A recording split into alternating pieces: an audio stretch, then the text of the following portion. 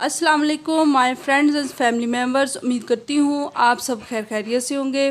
आज मैं आपको बताऊंगी नारियल से बनने वाला शेक और उसके ज़बरदस्त से रिज़ल्ट।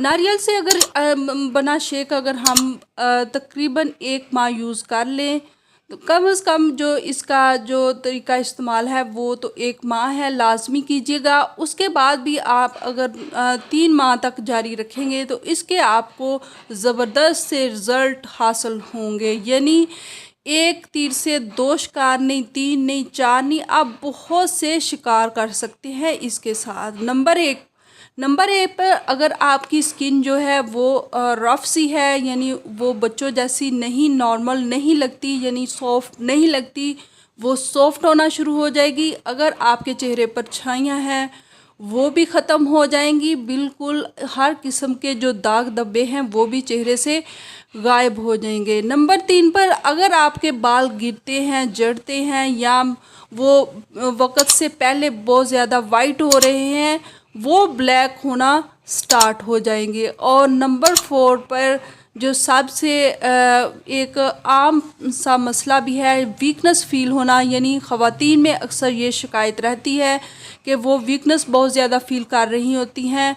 उसकी जो मेन रीज़न होता है वो जिस्म में तवानाई की जो कमी हो जाती है, एनर्जी लेवल लो होता है, वो अपग्रेड हो जाएगा और आप ख़ुद को पहले से तवाना और ख़ुद को मज़बूत जो है फ़ील करेंगी। नंबर 5 पर अगर आपकी जो आइज़ साइट है वो कम है, वो बिल्कुल कवर हो जाएगी। चाहे आपकी 5 नंबर तक चश्मा क्यों नहीं है, वो भी उतारने पर आप खुद ही मजबूर हो जाएंगे, क्योंकि आपकी जो आई साइट है वो पहले से काफ़ी ज़्यादा अच्छी हो जाएगी, यानी रिकवर हो जाएगी।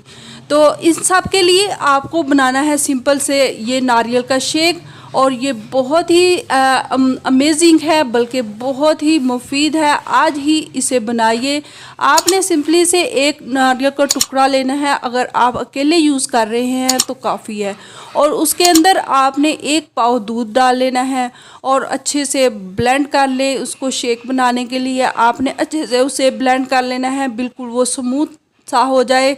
अगर आप सादा ऐसे ही लेना चाहे तो ले सकते हैं, अदरवाइज़ अगर आप उसको थोड़ा स्टेन करना चाहते हैं तो स्टेन करके आप उसको ले लें। अगर इसके अंदर अगर आप चाहते हैं तो वो ब्राउन शुगर ऐड कर लें, अदरवाइज़ ज़रूरत नहीं होती। ये ख़ुद भी इस खुशबूदार सा एक शेक जो है वो रेडी हो जाता है।